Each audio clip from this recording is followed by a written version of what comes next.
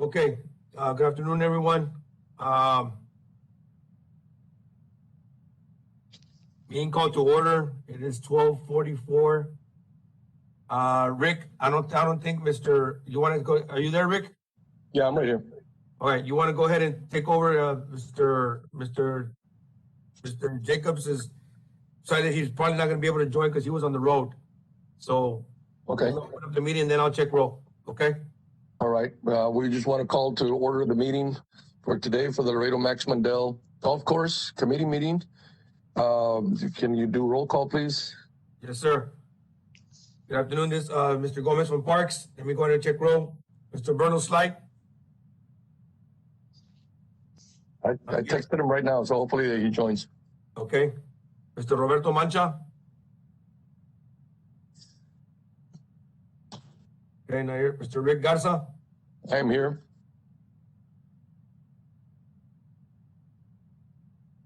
Okay. Mr. Luis Pellegrin.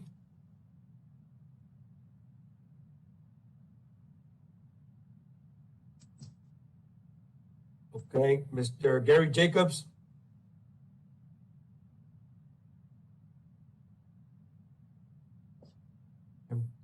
Mr. Ricardo Contreras.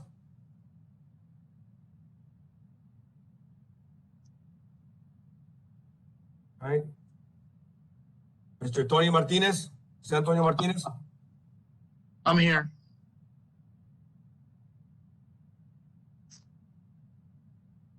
Okay. Mr. Fernando Rodriguez. I'm here.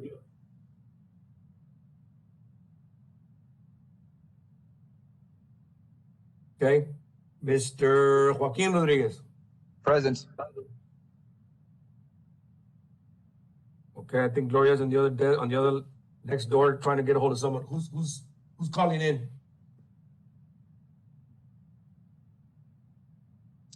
Okay, Mr. Contreras is trying to join in. He's having trouble logging in, so he's gonna join by phone. Let's give him a couple of seconds here, so hopefully we can log on. Vice Chair, once he logs on, we have a quorum. Mr. Contreras can come on.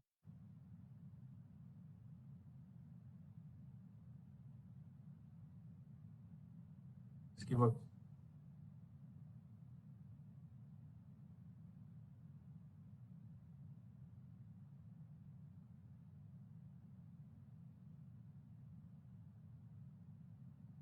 Okay, we're just waiting for Mr. Contreras to log in by phone. Here I am. You're okay. Here we go. Can you hear us? Hello? Mr. Contreras, can you hear me? Yes, sir, I can. Okay. All right. We got a quorum, Mr. Garza. So we are good to go. Okay, very good. Item number 1. Okay. Approval of the minutes for the meeting of November 18. I know in December we weren't able to make because we didn't have a quorum. Okay, but nobody has any questions over the minutes from last meeting. All those in favor say aye. Aye. Aye. Aye.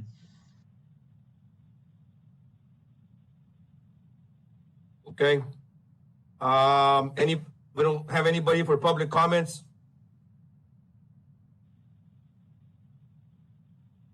Okay, nobody for public comments, Vice Chair.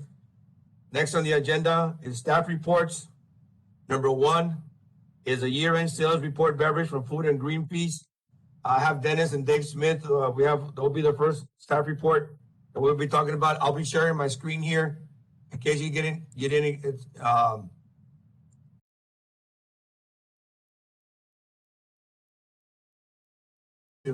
Let me share my screen.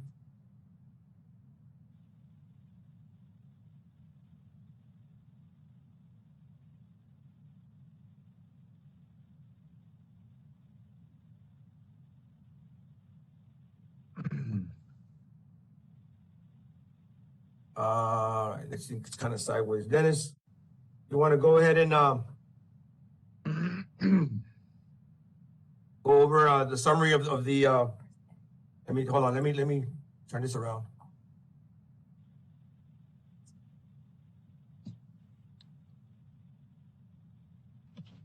Yeah, Coach, I guess we just wanted to talk to you on the fact that we had a very good December, and a lot of the reason was we had a lot of Christmas parties. I guess we were 2 years kind of no Christmas party, or going on the second year due to COVID. So we had a very good Christmas, and kind of just wanted to share, the hard work that the staff did, and everybody was safe. Nobody got COVID during that time. We got a little bit of a COVID uptick towards January with the Omicron, but they did a good job, the staff. So I just wanted to kind of show that, but also use that December maybe as a template of how well we can do every month. If one, the weather was fantastic in December, the course has been getting better with David being here full time now. We can talk to that in a little bit when David talks about his greens and stuff like that and what we're having for the future. But it was really just to share that, and to kind of, if we look at it, it was about major live events, which consisted of Christmas parties and a wedding and a quinceañera. So 5 in total. It really puts us over the top when it comes to our revenue. Kind of just to set the precedent for things to come, some ideas that we might have later on to help us maybe try to not only hit that in December, but in every month. Some months are hard, like January. We've had a lot of hit or miss weather, and it's really been on the weekends, which hurts us. But that was really we just wanted to show that, Coach. There was nothing more. Okay, can you give us más o menos, Dennis, from this December compared to other past months? Yeah, this December was the strongest December we've had in the whole time that the Max has been open. It was since I've been here, which is about 6.5 years. Before I was here, it really didn't have live events. So it was by far the best as far as overall, food and beverage, golf, everything. But I think I saw most of your faces out here through December because it was such nice weather.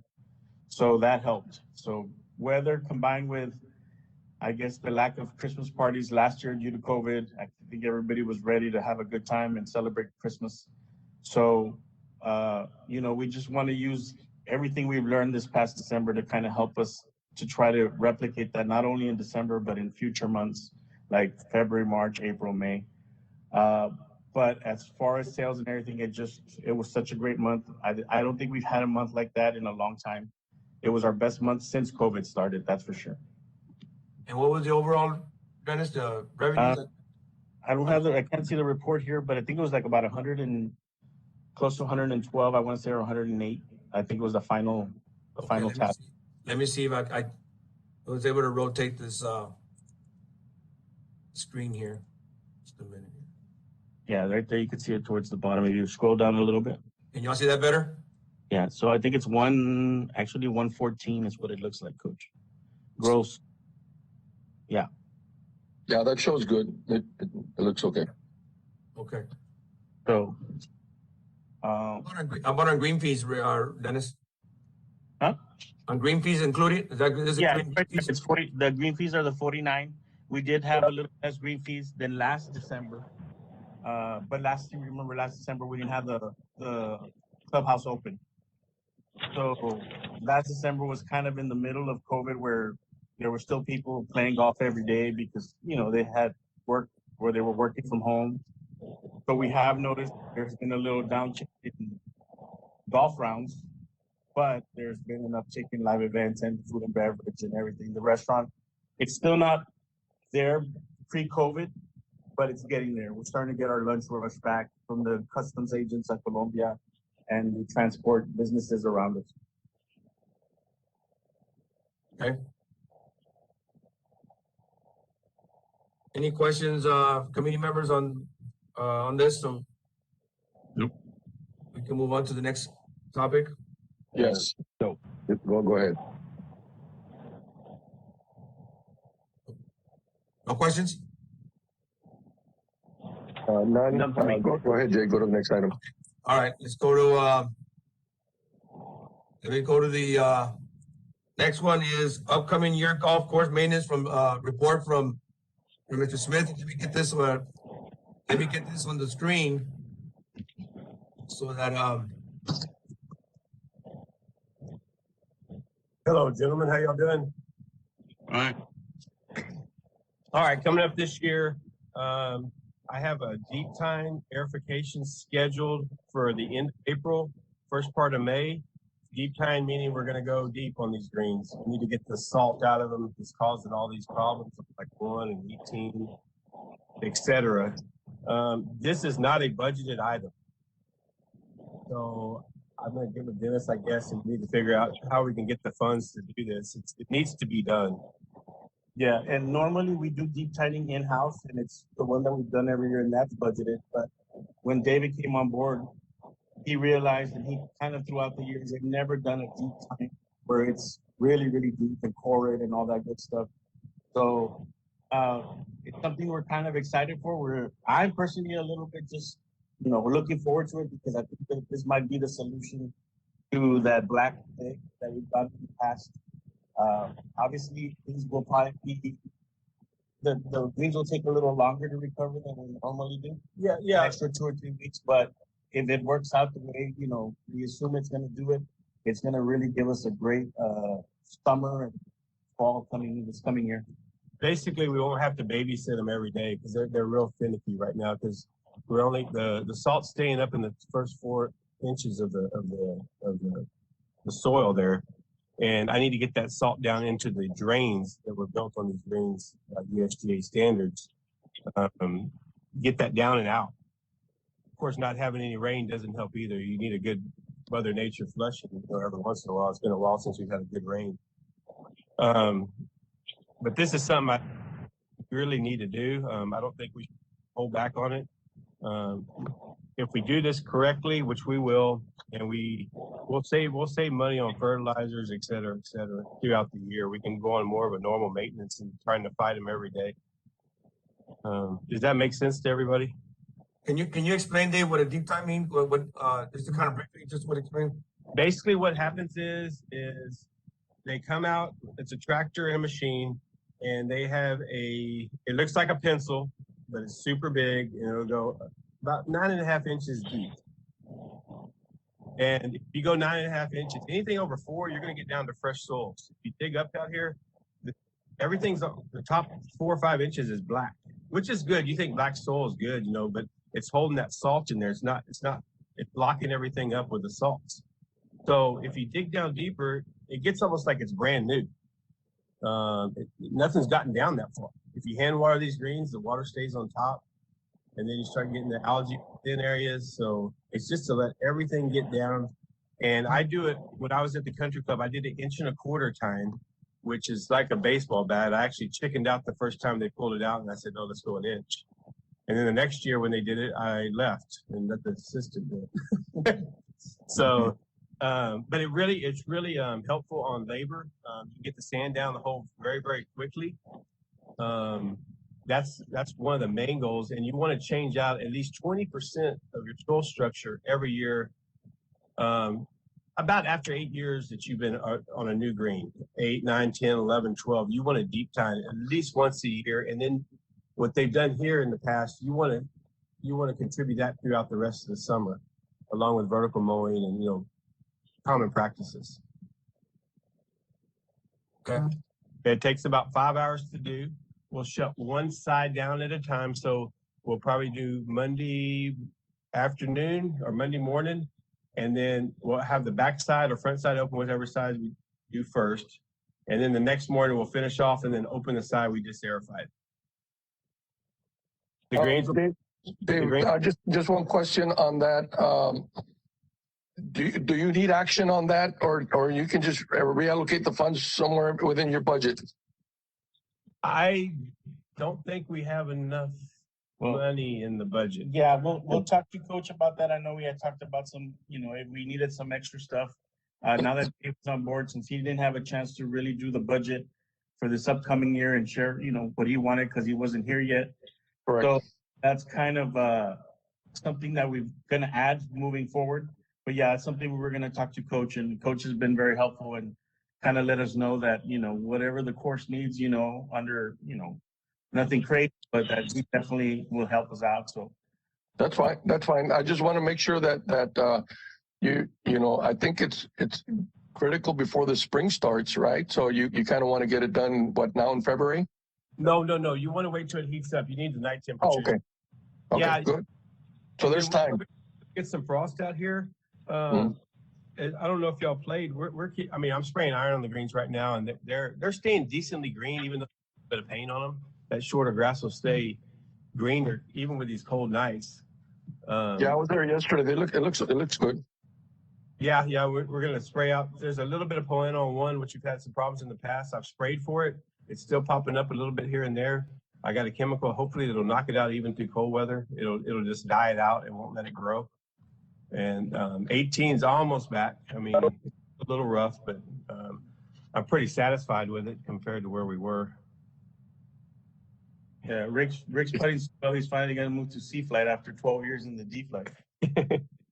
Guys, I have a question. This is Joaquin Rodriguez. Yes, sir. Just a question for David. How long will this affect playability? And a second question to Dennis, will there be any reduction in price point due to the effect of playability on the greens? I don't think it's usually hadn't really affected anything. And I think y'all's price point right now is reasonable. I don't think you should, that's Dennis's answer, but basically people shoot better scores on airified greens because they don't break or anything. And we're looking at about a month of downtime.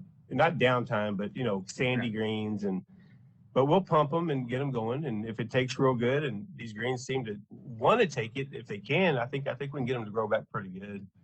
And 2 weeks of sand, and then and then on the end of the third week, you'll see just the holes. They'll be greener.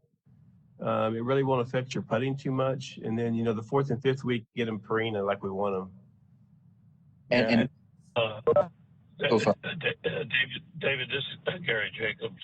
I Hello. just, I definitely support what you want to do on the greens. I guess my question's a longer term one. I remember when we built the course, Robert Trent Jones wanted to build a different style green, different method of construction than what the city ultimately opted for. It was a question of money. So what is the useful life of the greens on the max after you do this kind of aeration? I can give you a better idea after the aerification, see how they react. I expect them to react very well. I see these greens doing the proper aerification every year. 25, 30 years. The country club started going downhill about 34 years, I think, 33 years, where the soil, they just start, it just goes away. And then you start losing your slopes and your hills. Kind of like when you get older, you start muscle. Right. But I don't see these greens going anywhere anytime soon. I think we can only get them better from here. That's good news. Did that answer the question? Yes, sir. Appreciate it. And then, Talk about, yeah, if you look at our social media site, we've always done $20 rounds the week of aeration, just to, get people not to be so bothered by it. But in the long run, like I said, it's always, and we'll always put a little instructional, not instructional, but an educational video on social media, kind of letting them know the process that they're going and why we're doing it, just to let people know that it's, I know it's an inconvenience to some, but it's better for the whole course in the long run. no, and I agree with David in saying that the price point is already freaking fantastic. I've always said that. I'm speaking on behalf of the people who come to me and say, Joaquin, how are we paying full price for these greens? Mhm. That's the general consumer, the general player who, doesn't see the light at the end of the tunnel. They can't see past the round that they're playing that weekend. So Yeah. that's why I asked the question, and you've answered it. Thank you very much. You're welcome. On this process, at that time, we'll be aerifying the rest of the golf course, starting with the harder holes where there was more of a caliche issue and stuff like that. And the hole number 2, number 7, 16, 11. We'll start on those areas. It won't disrupt play hardly at all. We'll mow all the plugs in, and we'll get water down there, get those roots a little deeper, so these this grass will have some fun during the summer. It already looks really good out here, through all the years, keeping the irrigation going like we are and stuff like that. I don't see any problems. Just normal maintenance is what it is. And JJ, can we be sure the money's appropriated, because this is something it Yes. seems it's really important to do. Yes, sir, Mr. Jacobs. And Dennis and I have been speaking about this. He's going to give me a cost of how much it will take. And I think, like anything else, the most important thing about the course is the golf course itself. And that's where the money needs to get spent in the right way. So once gives me the final cost, then we can bring it to you all.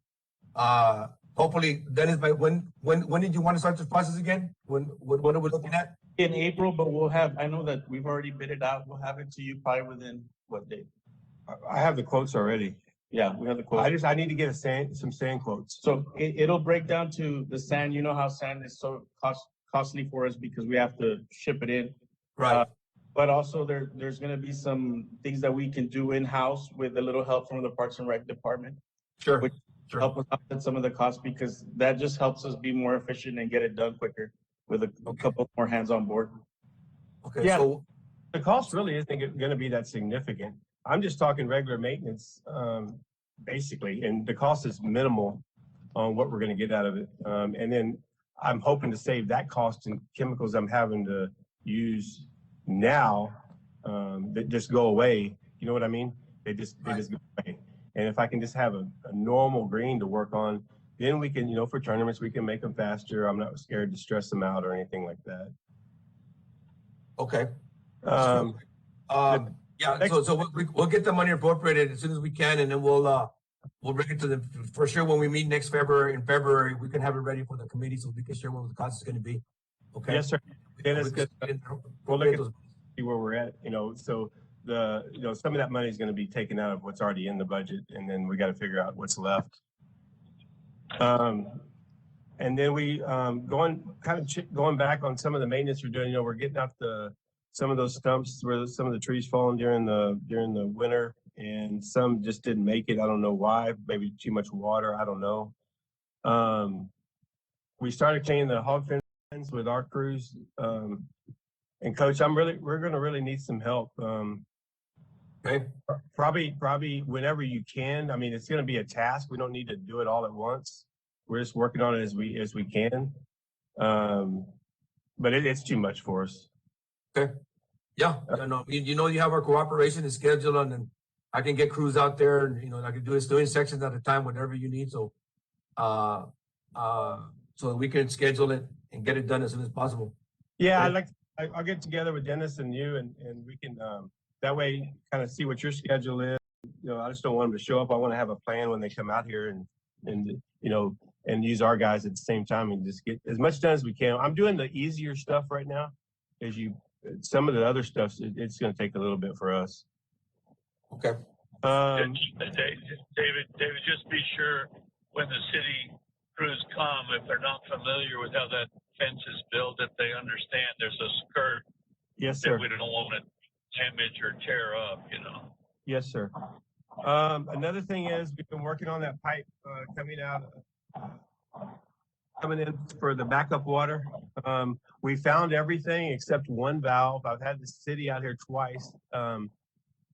Mr. Garcia is his name. He's the one who installed it. And Coach, he said I need to get higher powers. He said he needs to bring a little mini X out here and expose some stuff. It doesn't, I don't know. We don't know if it's hooked up there or not. It looks like it might be hooked up in the old line. Mr. Jacobs, you might know more. There's a 6-inch line and an 8-inch line. So we just need to excavate. It's not a big deal. I think we can get it all going. It looks like it's all there. We just need to find out if there's a valve missing, or is it hooked up into the old line? And it's nothing for us to do. We just got to expose it. My only memory was that they did test it after they did it. The Public Works, the Waterworks did all that with our permission, and I was told, I thought maybe by Tomas or somebody at the time, that they tested it and it worked. That's my memory, but Well, maybe not. the guy who installed it said he never saw it come on personally that he can remember. And so me and Pedro and Tony, we turned on the pumps, we did everything. Of course, I didn't want to blow any lines, so we that little butterfly valve, we left, we only closed it like 3/4, not about a half actually. And once it did, we waited about 30 minutes. Once nothing came out, then the city guy came out. Mr. Garcia has been very helpful, and he came out yesterday, as a matter of fact, and he said we just need to get a mini X out here, but he can't. He needs authority to do that. Okay. So that's where we're at on that. It looks like it's all going to work, and if it doesn't, it's only 10 feet we got to hook in, so it's not a big deal either way. Dave, who does it need authority from? I guess you, Coach. I don't know. Yeah, just let somebody know, Coach. Okay, yeah, no, I need to get out there with the utilities, make sure that, before I say yes, so make sure we got everything set up and done right. before we Yes, get up. sir. Yes, sir. Okay, then I need to get out there, we need to get out there. I'll call Mr. Garcia, the utilities director, and schedule something here real soon so we can get out there and take a look at that. Okay, Yes, sir. okay, And that's Just- about all. We're just continuing on stuff that we talked about in the November meeting, trimming and cleaning up and stumps, and we sprayed the fairways with iron, and just regular stuff, working on irrigation. Other than that, things going pretty good. just real quick, can you see the screen, Dave? Yes, sir. Okay, this is hole number, this is the green. I just wanted just a couple of questions on my end, just real quick, 2 questions. 15, This is 15, I think. 15? Yeah. Okay. I know last time I was out there, you all seemed like you all dyed it and all. Is that what you're talking about, the iron? Yeah. Yes, sir. Okay. How long does it last? That was gonna be my question. Yeah, you'll see some areas where it's a little greener, and then you'll see some lighter areas. I really cut back on the water, just because I don't want to add salts to it, and I can't aerify right now. So we're doing some hand watering in areas and stuff like that. My goal is just to keep grass on there. I don't really the discoloration in areas. I mean, we're just gonna have to deal with that. But as long as they're putting good, I think that's our goal. Okay. And then last question. This one right here. What green is this one? This is number. That's 18, I think, Coach. Again. No, that's number 1. That's number 1. Okay. Oh, yeah. Yep, it's just that little bottom portion, but I mean, we can put a red pin now. We can put a red pin on 18, so we're Right. we're So this is down here is where we had the problem, right? Where we had those black spots back down there on the bottom half of the green. Is that correct? Yeah, I think actually, without the airification or anything, I think Dennis was out there when we had some pump issues, some leak issues, hand watering and stuff, and he noticed that green was getting double watered. So we fixed all that now, and I think we're seeing results other than what we're doing on the greens with fertilization and chemicals, salt. I call it salt repellent. I think that's going to because it's going to help us, because the backside of that green is always real wet. So it was double watering. Dennis noticed that, and we went and looked, and sure enough, and number 12 was double watering. So I look to see some good things this spring. Okay. All right, that's what I wanted. Okay. Anything else from the committee? Questions? Just kind of rolling through some pictures that they sent us. None. Okay. All right. Last item on the agenda, number 3, is golf carts. Let me put here what Dennis sent us. Yeah, and I'll start talking on it, Coach, just to get everybody going. And it's just really, we got the carts, I think it was late July of 2019. And all I did was I took a sample of August 1st through January 31st. And, just because we have noticed our tires are wearing out and some batteries are starting to give us issues, something we don't see usually they're usually a 4-year contract. We usually see it towards the latter part of the 3rd year. But COVID kind of threw all that into a little bit of it's causing some issues, not issues, but I guess we are wearing out tires more because it used to be where you'd have two people in a cart. And now we've got, we went in COVID, we went one person per cart. And people got used to it because it does increase the pace of play. I mean, it makes it faster, right? Because everybody hits the ball, everybody goes to their own ball, and not they go and they go. But it has taken a toll on our carts. So just kind of giving you all a heads up on that. We're, looking at getting some tires to fill in the gaps of some of the tires that they're balding. We're looking at getting some batteries maybe because, usually we won't have to towards the latter part.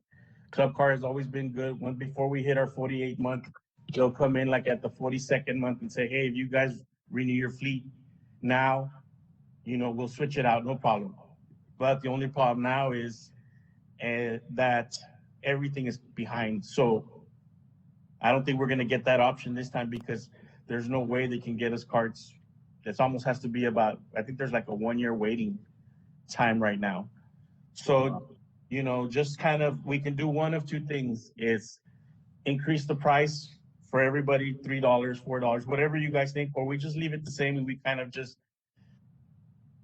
deal with it and say, well, it's due to COVID because, it's hard sometimes. I mean, I've had doctors out here that were like, hey, can you guys pair up? They're like, oh, no, Omicron's bad right now. We're not pairing up. I'll call the city council if I have to. Well, we have enough carts. It's not an issue, especially during the week, but it does create an issue in the hours that are the usage of the carts. That's it. That's all I wanted to share. Can you explain this real quick? What I have on screen, Dennis, just to Yeah. So there's several ones. The 6 month one is about the one that I really want to share because it really. Which one is that one? And Okay. then August 1st, 2020 through January 31st, 2021. Then there's another sample of August 1st through August 21, January 31st through January of 22, which is not done yet, but you could see that we put over 8,000 rounds in the 6 months of COVID compared to about 5,000 or close to 6,000 rounds prior to COVID. And now that we're we thought we were seeing the end of COVID, but we were able to tell people, go ahead and pair up. And some people were obliging. They're like, yeah, no problem. We get it. We were at 6619 this year. So it started off at 5,800 hours prior to COVID. During COVID, we went to 8,200 hours. And as we're coming out of COVID or we're getting a little more laxed, we are at about 6,619 rounds. Sorry, those are rounds. So normally those 8,000 and 6,000 would be almost cut in half because two people would be riding a cart instead of one. But it's just to give you guys a heads up in case we have to, buy us a large supply of batteries or a large supply of tires. But right now we're holding strong. We're looking at getting a couple of batteries from one of the local tire dealers here in town. So they're not too expensive, but we're only in our, I guess, about 28 months into the contract. I know our corporate office is already shopping around and asking everybody if we had to change over to, let's say, EasyGo as a company as a whole when it comes down to it, so that they get better pricing and maybe better service. Is it something that we're open to? And obviously we are. I mean, we like Club Car, but we're not married to them. We want what's best for the Mac. Okay. Would Club Car pay for part of this? Well, that's something that we can definitely, talk to them and everybody knows it's COVID. This is not a unique issue to the Max. It's nationwide. But they might be able to say, well, you know what? You guys were going to go at 48 months. We'll get you guys at 36 months or 38 months or 40 months. Soften that so that by the time you get to the 40th month, when everything really needs to be starting to get changed out, well, we'll get a new fleet. We forget about it. Or, yeah, maybe they have extra tires or extra batteries that they'd send you. Yeah, it's something we can definitely use as our I guess our negotiating tools that we're as a corporate or as Landscapes as a corporate uses Club Car. So it's something that we'll be addressing I go to a general managers convention in February. So that's one of the items that's on or so that we can definitely Yeah, hopefully start. and maybe not upfront, give them what you think has happened. Just say, this is happening, you know, our Yeah. tires and our batteries, whatever, you know, and we'd like a little help here. And then they may figure it out. Okay, well, your usage is way up. And then you can say, well, yeah, that's a result of COVID, I guess. But in any event, we'd like some help. Maybe they'll do it. Yeah, no, definitely we want to keep our cards, not show our cards and see what they'll give us for free and use our national account buying product, power to hopefully try to negotiate something in our favor. Okay. JJ, if there's nothing else on that item, I had an item I'd like to put before the committee. Okay. That was the last item for staff reports, Mr. Jacobs. So is it okay to talk now? Yeah, go ahead. So I don't know how many of y'all saw articles in the paper recently. Could have been up to a month ago, but the new U.S. ambassador to Mexico, Ken Salazar, who was a senator from the state of Colorado, has been to Laredo a couple of times. I haven't met him, but I know people in Austin and Washington who know him very well. But anyway, all kinds of border issues going on. He or somebody teed up the concept of what they call the first binational park on the U.S.-Mexico border, a park on the Mexican side and a park on the American side. So then they hurriedly asked for proposals from different people. I heard about all this from Tricia Cortez and Melissa Figueroa, who are protectors of the environment along the river. And so they, kind of were submitting these proposals. I don't know who did what, but basically the only areas they were considering is kind of around downtown Laredo. So I got this kind of bright idea. Well, this may be a great idea to do a binational park, but maybe this committee could think big and propose that the park be the U.S. side of the park be the max, and then work with the Mexican government. We'd have to kind of promote all this, but the Mexican government would basically buy or get the landowner, as the Mandel family did, to donate, let's say, another 300 acres right across the river from the max, and then build a two-lane bridge that are two separate lanes that are only, the lanes are only wide enough for one golf cart. So it can either be pedestrian or a golf cart, but you couldn't drive a pickup across it.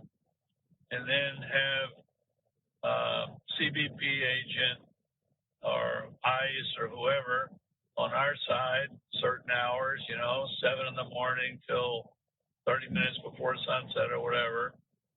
Same thing on the Mexican side, and create another Robert Trent Jones golf course, the other 18 holes of this course on the Mexican side, and it would be a super home run publicity-wise for Laredo and experience-wise for golfers. I believe if we could pull that off, and I think it is doable, golfers from all over the United States and Canada would come play the courses, because how unique would it be to play 18 holes in the morning in the state of Texas and 18 holes in the afternoon in Tamaulipas or Coahuila? I don't know. I think it's Tamaulipas. But anyway, I just kind of throw that out there for consideration, because these projects, take on a political life of their own.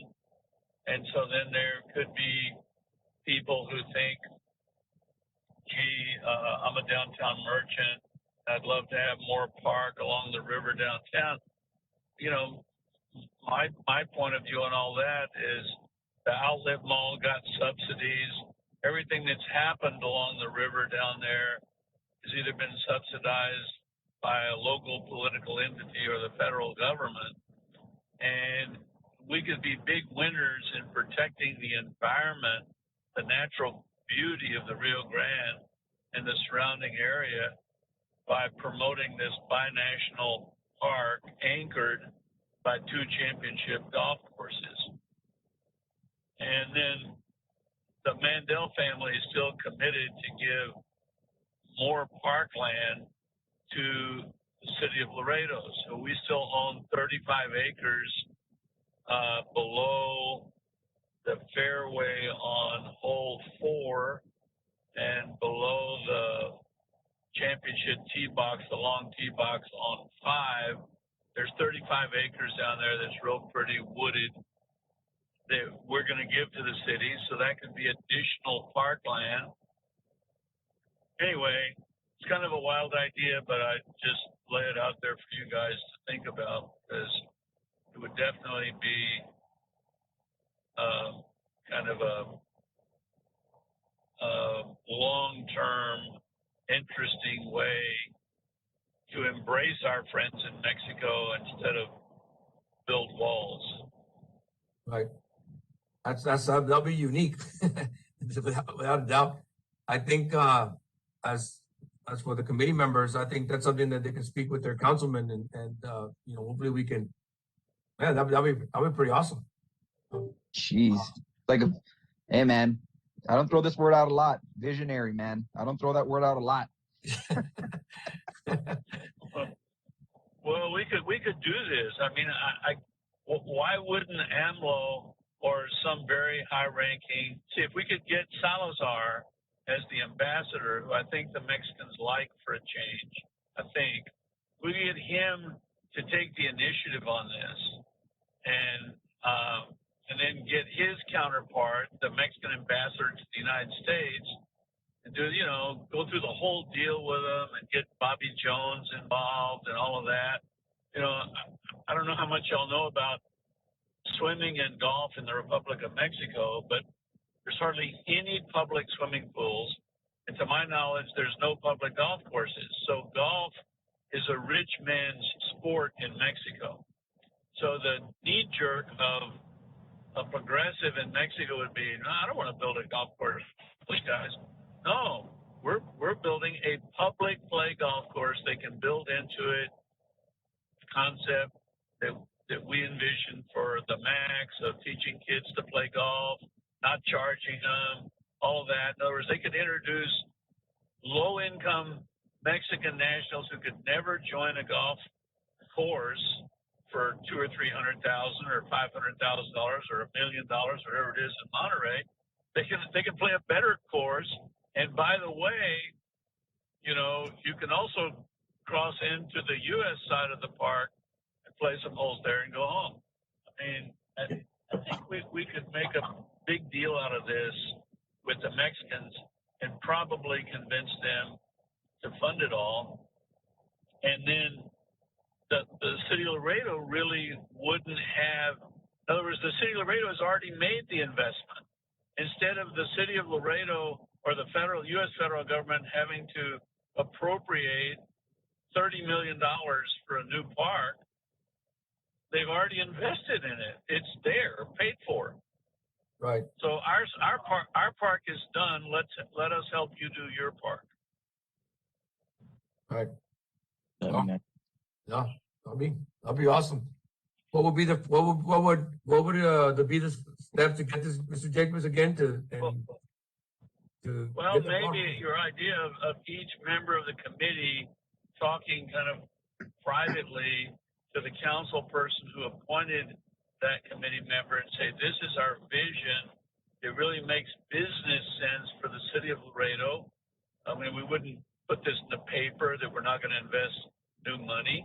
Maybe we would invest some new money, but it makes business sense. But what it would really do, Mr. Council or Ms. Council person, is make Laredo a really unique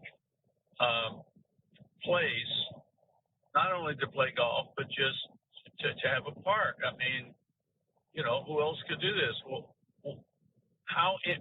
would anybody come from Minnesota or Kansas to go to a binational park with half of it in the parking lot of the outlet mall and the other half in downtown Nuevo Laredo? No, they wouldn't come. But this could really trigger a huge tourism event. I mean, in golf tournament events, I mean, you could do all kinds of things with it because there's, you know, if you watch television at all in the United States, there's almost open hostility towards anybody that lives south of the river all the way to, you know, Chile or Argentina or wherever. So this would be, I think it could be a very big deal if we could get it done. We would need, you know, enthusiastic endorsement or support from the city of Laredo. Right. So I guess talking to people, and then we'll find, at least when every committee member talks to their council person, we'll know how embedded some other location is mentally. In other words, you know, somebody might say, well, I think that's a great idea. Let's build a new golf course in deep South Laredo on Glafiro Montemayor's land, and then the Mexicans will do something over there. Well, you know, that's a nice parochial decision for a council person representing deep South Laredo. But I guess the point I'm making is Laredo has its park already, and it can make it better. And so let's then just add the Mexican part. Yes, sir. We'll then the first, that's a good idea. I guess, like we said, we will, if the council members agree, I mean, the committee members agree to, you know, talk to their respective councilman or councilwoman, and hopefully that. Yeah, and then maybe, you know, we could, through a telephone conference call or something, share the feedback or however y'all want to do it. And then if the feedback is positive, or at least there's no hysteria, absolutely not, I would never support that kind of thing. It would take inventory and say, okay, is the count 6 in favor and 2 opposed, or 8 in favor and none opposed, or 7 opposed and one in favor? Well, no. And then we can decide if we want to do a little more work and see if we can convince people or forget about it. But they everybody might surprise us and come back and say, that's a good idea. You know, let's see if we can make it happen. Then the committee could, you know, have a strategy for who's going to lead it politically and how we go about that. I have some thoughts on that, but I think the first thing is the city council. Right. Okay. Any comments on this, or any other you'd like to add to this, so we can? I certainly like the overall. I mean, I think everybody's mind is racing right now with ideas on that. So, and how to go about it. I would only have one question, and I think this is the biggie part of this thing. What qualifies that back and forth bridge to? I'm wondering or thinking out loud on this because of the past controversies that had happened in the past on bridge building, and to get a permit to do something like that. But I mean, the idea for me is that we should be able to talk to our council people and at least throw the idea around so that they can start kicking it around over there. And what would it look like in case they would say yes? But my only thing that I can't figure out immediately would be if that bridge would need a permit from our government. Maybe it's a good point. You know, it might need what they call the presidential permit, but again, I think, could be wrong, but I think that we have friends in Washington that could convince the State Department and the White House that this would be a positive thing for them to do. Yeah, I mean, I you know, agree. could anybody get worse press on their performance along the border than the Biden administration? No, nobody could, right? So they ought to Right. be they ought to be on their hands and knees begging us to follow through on this deal. So I think we could get the permit. I mean, that's just my personal point of view. But I'm thinking that the other thing I was thinking along those lines is that I know your vision for the when they were going to bring the wall and build that monstrosity out there, and it was going to kill our view. But I think at this point, even the government can say, no, this is our chance to do it in the way that you had proposed it along the Vega and all that kind of stuff. More like retaining walls to offset or stop from taking away the view. So, I mean, all of that area would benefit from that because it'll make it easier for Border Patrol to get in and out, and instead of having it all the property be all rough, and they can actually do something really nice in there. oh yeah, that's a good point. Yeah, make it a park. All that Vega land becomes a park. Right. So I'm glad you brought that up. I'm glad you really brought that up because I am a person who believes that the initiative to build the 30-foot wall is on a pause. It's not dead because the numbers in the national media, whether they're Trump supporters or liberal or whatever they are, everybody is in an uproar over the volume of undocumented people being allowed to come into the United States. So that whether that's reflected in the midterm elections, I don't know. But the probabilities are that to appease people's anxiety in the interior of the United States, they're going to do something. Whether it's Democrats or Republicans, they're going to do something. So I don't think the wall is dead. I don't think we need to address it publicly right now in the context of this idea. But to your point, if we could get this going, that would be an insurance policy that they would not destroy the golf course with a 30-foot wall. Correct. Absolutely. But I'm certainly going to talk to my cousin. Yeah, there was a lot of celebration in my friends in Laredo when Biden signed the executive order stopping the wall, which I applaud. But I told everybody that was doing brindis with tequilas and on Zoom and all that stuff, be careful. This thing's not dead. It's just stopped temporarily. But I think there's still a huge political constituency in the interior of the United States that thinks they would be safer if Laredo had a 30-foot wall, which of course is not true, but they don't know that. Yeah, that's that fear. I mean, and even right now, there might be a lot of a lot of political maneuvering on behalf of our governor that's trying to do something similar. And I think if we get ahead of this thing, we might be able to call the shots in terms of what goes down there before 2024 comes over and all that kind of stuff. Yeah, you're right. Absolutely right.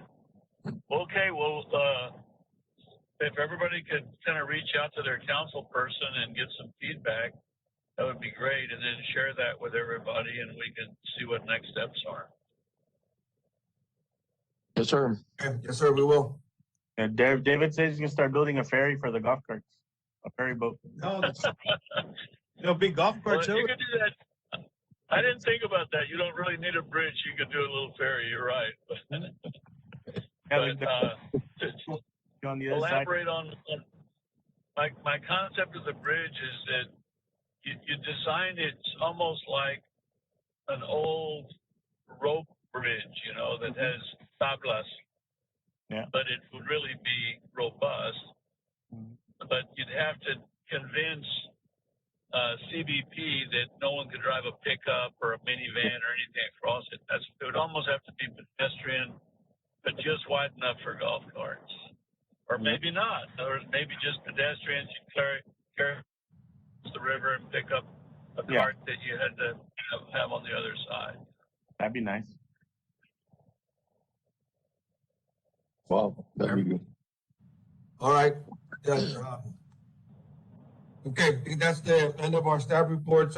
Any, Dennis, real quick before we move on, anything coming up, big coming up in the near future there? Yeah, I don't- Border Olympics on February, I want to say 18th, I think, on a Friday. We do have that. We have a couple of high school golf tournaments throughout the year. We have an engagement party and a wedding party, and we host the doctors. All the new doctors or the doctors that are about to be doctors at Incarnate Word, or I don't know who the medical school is here in Laredo. They do a retreat here every year in February, and we skipped last year, but they'll be back this year. Okay. So Rodriguez, Joaquin, I see you have your hand raised. Did you have a comment on something before we continue?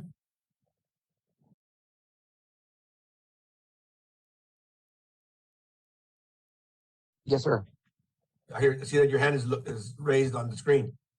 Oh, sorry, that was from a while ago. We're good. Oh, Thanks. okay. Okay. All right. Next, last thing before we adjourn, any items for next meeting that we would like to add to the agenda? Besides the binational.